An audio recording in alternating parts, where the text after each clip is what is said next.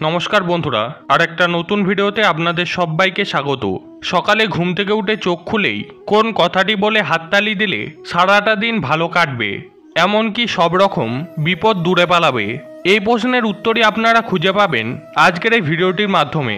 হ্যাঁ বন্ধুরা, এই একটি কথা যদি আপনারা প্রতিদিন সকালে উঠে বাসি মুখে বলেন এবং তারপর 3 বার হাততালি দেন, তাহলে আপনার সব বিপদ কেটে যাবে, কর্মক্ষেত্রে সকল বিঘ্ন দূর হবে, সব কাজে আপনারা সফলতা অর্জন করবেন।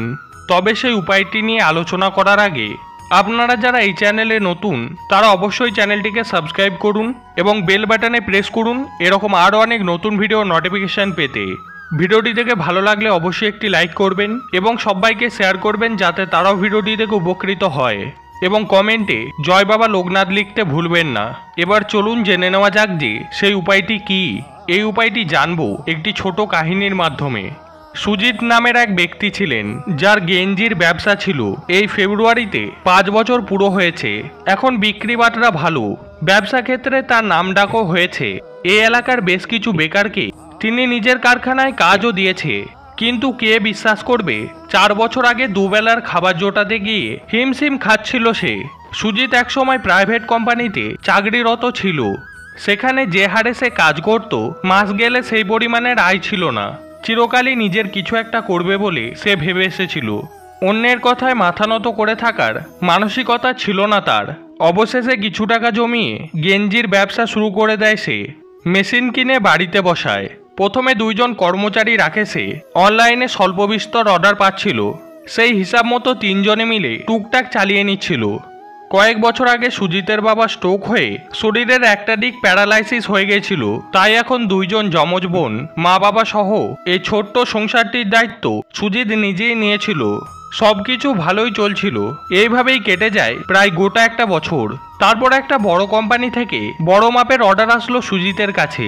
সে ভেবেছিল এই বুঝি তার ভাগ্য খুলে গেছে। এরকমই তো একটা সুযোগের অপেক্ষায় ছিল সে। বেশ কিছু টাকা লোন নিয়ে তারা যাবতীয় উপকরণ কেনে, নতুন আরও 2টো সুইং মেশিন কেনে। সুজিতের ওই 2 কর্মচারী আরও 3 জনকে জোগাড় করে নিয়ে আসে। বড় অর্ডার, তাই বেশি হাত লাগবে। এমনকি তার 2 বোনও তাকে কাজে সাহায্য করতে লাগে। 2 মাস ধরে নিজের পুঁজি লাগিয়ে, সময় লাগিয়ে নিখুঁতভাবে অর্ডার অনুযায়ী টি শার্ট উৎপাদন করা হয়। কিন্তু ডেলিভারির সময় যখন এগিয়ে এসেছে, হঠাৎ করে সেই কোম্পানি তো নাকচ করে দেয়। সুজিতের সেই মুহূর্তে পায়ের তলা থেকে মাটি সরে যাওয়ার মতো অবস্থা। এতগুলো টাকা লোন নেওয়া, কোম্পানির কথা মতন কাস্টমাইজ টি শার্ট তৈরি করা হয়েছে, বাজারে অন্য কেউ সেটা কিনবে না। যেটুকু কোম্পানির অ্যাডভান্সে পেমেন্ট পেয়েছিল সেটাও খরচা হয়ে গেছে। নতুন 3 জনকে নিয়ে মোট 5 জন কর্মচারী এখন। তাদের পারিশ্রমিক এখনো পুরোপুরি মেটানো হয়নি। তারাও সেই একই অর্ডারের ভরসাতেই ছিল। বাড়িতে সুজিত বাদে আরও 4 জন মানুষ আছে। এইদিকে মায়ের সুগার আর প্রেশার, সেই ওষুধের খরচ কম নয়, আর সেই ওষুধ কোনো মতে বন্ধ করা যাবে না। এইদিকে ডাক্তারবাবু বারবার বলে দিয়েছেন বাবার ফিজিওথেরাপি বন্ধ হলে শরীরের বাকি অংশ অচল হয়ে যেতে পারে। এমন অবস্থায় যে সুজিত কি করবে সে বুঝে উঠতে পারছিল না। এসব ছাড়াও তো সংসারে আরও কত খরচ। মেশিনের ইলেকট্রিসিটি বিল এখন বেড়েছে, সে তো এখন অনেক দূরের কথা। একবেলা রান্নার জন্য বাজারে সবজি কিনতে গেলে দেখা যায় সবজির দাম কেমন আকাশ ছোঁয়া।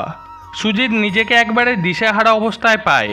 অবস্থা এমন হয়ে দাঁড়িয়েছে যে একবেলা খাবারের যোগান দেওয়াটাই মুশকিলের বিষয়। মা একদিন বলল, মনা তুই একটা কাজ কর, আমার গয়নাগুলো বেচে দিয়ে যা টাকা পাবি সেটা দিয়ে লোন মিটিয়ে দে, এতে তোর ব্যবসাটাও তো বাঁচবে। সুজিত খুব রেগে গিয়েছিল সেই দিন। মায়ের কাছে গয়না বেশি নেই। ছোটবেলায় অভাবের সংসার দেখেছে সুজিত, কিন্তু সেই অভাবের মধ্যেও একটু একটু করে টাকা জমিয়ে বাবা মাকে 2টো সরু চেন আর একটা ছোট একজোড়া কানের গড়িয়ে দিয়েছিল। বলে রেখেছিল ভবিষ্যতে সোনার দাম বাড়লে গয়না বানানো যাবে না। মেয়ে বড় হচ্ছে, এই 2টো হার ওদের জন্য, আর ছেলে বউকে কানের খানা দেবে। সুজিত এইসব শুনে ভাবতো বড় হয়ে সে নিজে এত আয় করবে যাতে মা বাবাকে এসব নিয়ে চিন্তা না করতে হয়। আর মা কিনা বলছে সেই গয়নাগুলো বেচে দেওয়ার কথা। সেই গয়না আর ছুঁয়েও দেখেনি সুজিত। তাহলে এবার কি করবে সে? বাড়ি বন্ধক দেবে? কিন্তু সেটা করা কি ঠিক হবে? যদি হিতে বিপরীত হয়, বাবা মা 2 বোনকে নিয়ে পথে এসে দাঁড়াতে হবে তখন। এসব ভাবতে ভাবতে একদিন বাড়ি থেকে বেরিয়ে যায় সে। বড় হতাশ হয়ে হাঁটতে থাকে সে। হাঁটতে হাঁটতে কখন যে পাশের পাড়ায় চলে এসেছিল সে খেয়ালও করেনি। মাইকের শব্দে তার হুঁশ ফেরে। লোকনাথ বাবার উৎসব হচ্ছে, সামনের বড় মাঠটাতে খাওয়া দাওয়া হবে, সেই নিয়েই প্রচার হচ্ছে। সুজিত দেখে মানুষের ভিড় সেই মাঠের দিকেই যাচ্ছে। সে পিছন ফিরে বাড়ি ফেরার জন্য রওনা হবে, এমন সময় এক বৃদ্ধ তার কাঁধে হাত রেখে বলে, বাবা আমাকে একটু মাঠে নিয়ে চলো, দেখছই তো কত বয়স হয়েছে, একা একা অতটা যেতে পারবো না। সুজিত তাকে না করতে পারেনি। মাঠে নিয়ে যেতে সেই বৃদ্ধ সুজিতকে জোর করে পাশে বসায়। সেই দিন খাওয়া দাওয়ার পর সেই বৃদ্ধ ব্যক্তি তাকে জিজ্ঞাসা করে, বড় সমস্যায় আছো দেখছি। সুজিত বলে, আপনি কিভাবে জানলেন? বৃদ্ধ বললেন, তোমার চোখ মুখই বলে দিচ্ছে। সুজিত বেশি কিছু ভাবে না, কোনো উপায়ের আশা না করেই নিজের মনে যত দুঃখ কষ্ট ভয় চিন্তা সবকিছু সেই বৃদ্ধকে জানায়। বৃদ্ধ বলে, আচ্ছা তোমাকে একটা কথা বলি শোনো, তোমায় আমি একটা মন্ত্র বলছি, প্রতিদিন সকালে উঠে দুই চোখ মেলেই শুধু এই তিনটে শব্দ উচ্চারণ করবে। বলবে, ওং লোকনাথায় নমঃ, এই বলে 3 বার আস্তে করে হাততালি দেবে। দেখবে সারাটা দিন ভালো কাটবে, তোমার সব বিপদ দূর হয়ে যাবে, প্রতিটা কাজে সফল হবে। আমি বলছি করে দেখো, ফল অবশ্যই পাবে। সুজিত বাড়ি ফিরে ভাবে এসব করে কি কোনো লাভ হবে, কিন্তু তারপর সে ভাবে এতদিন তো সে চেষ্টা করলো, কিন্তু লাভ তো কিছুই হয়নি তাতে। না হয় এবার লোকনাথ বাবাকে স্মরণ করা যাক। তারপর বেশ কিছুদিন সুজিত ভোরবেলায় উঠে চোখ মেলার সাথে সাথে এই 3টি শব্দ উচ্চারণ করে এবং আস্তে করে 3 বার হাততালি দেয়। একদিন সন্ধ্যাবেলায় হঠাৎ করেই সুজিতের কাছে কল আসে সেই কোম্পানির। সে তো একবারই অবাক, তারা সুজিতের কাছে ক্ষমা চায় এমন আনপ্রফেশনাল ওয়েতে বিহেভ করার জন্য। তারা জানায় কোম্পানি নিজের কিছু ফান্ডে সমস্যা হয়েছিল, অনেক কারণেই হঠাৎ করে তাদের অর্ডার ক্যান্সেল করতে হয়েছিল, কিন্তু এই প্রবলেম এখন মিটে গেছে। সুজিত যদি রাজি থাকে তাহলে তারা পুরো টাকাটা দিয়ে টি শার্টগুলো নিয়ে যাবে।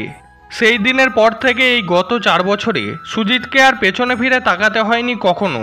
সেই কোম্পানির সহায়তা পেয়ে সুজিতের ব্যবসার আরও উন্নতি হয়, তার সুনাম ছড়িয়ে পড়ে। আর এখন সুজিতের নিজের কারখানা হয়েছে, আর সেখানে এখন 30 কর্মচারী আছে। আর ইতিমধ্যেই এক বোনের বিয়ে দিয়েছে সে, আর এক বোন উচ্চশিক্ষিত হয়ে নিজের পায়ে দাঁড়াতে চায়, তাকে আরও পড়াশোনা করাচ্ছে সুজিত। বাবা মায়ের চিকিৎসার খরচ অনায়াসে সামলাতে পারে সে অক্ষরে অক্ষরে লোকনাথ বাবার বলা কথাগুলি মানে। রনে বনে জলে জঙ্গলে যখনই বিপদে পড়িবে আমাকে স্মরণ করিও, আমিই রক্ষা করিব। তাহলে বন্ধুরা বুঝতে পারলেন তো, সকালে ঘুম থেকে উঠে শুধু ওং লোকনাথায় নমঃ এই মন্ত্রটি বলে 3 বার আস্তে আস্তে হাততালি দিতে হবে, তাহলেই সকল বিপদ দূর হয়ে যাবে। লোকনাথ বাবা বলেন যে কেউ যদি কখনো কোনো বিপদে তার নাম স্মরণ করে তাহলে তিনি তাকে রক্ষা করেন, আর তার নাম নিয়ে দিন শুরু করলে দিন অবশ্যই ভালো কাটবে। আপনাদের তথ্যটি কেমন লাগলো তা অবশ্যই কমেন্ট করে জানাবেন।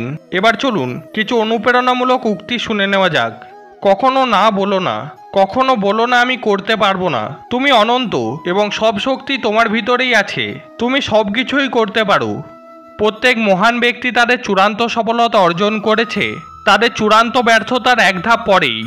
কোনো কিছুই পূর্ব নির্ধারিত নয়, মনে বিশ্বাস থাকলে আপনি অনেক দূর পর্যন্ত এগিয়ে যেতে পারেন। তুমি যদি হাল ছেড়ে না দিয়ে থাকো তবে এখনও তোমার সুযোগ আছে, হাল ছেড়ে দেওয়াটাই সবথেকে বড় ব্যর্থতা।